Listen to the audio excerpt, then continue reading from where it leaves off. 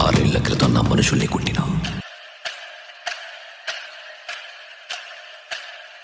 ఉద్యమంలోకి పోయిన ఊపులో ఉన్నామని ఊరుకున్నా.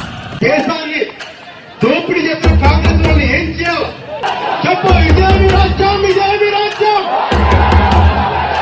ఇదేమి రాజ్యం, ఇదేమి రాజ్యం. 5 ఏళ్ల క్రితం నా ఆస్తిని కొల్లగొట్టినా. దేవుడు దయలేదనుకున్నా.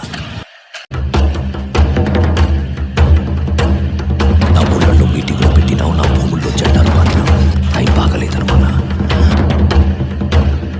నా ఆధిపత్యం మీద కొట్టినావు, కానీ 8 నెలల క్రితం నువ్వు నా గుండెల మీద కొట్టినావు, గుర్తులేదా?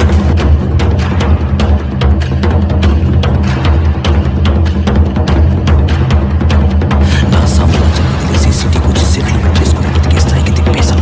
అందరూ వీళ్ళు ఊరుకున్నారు. పుష్ప చూద్దాం దానిలో ఎంత బ్రహ్మాండంగా ఉంటుందో అందరూ ఎదుర్కొంటున్నారు.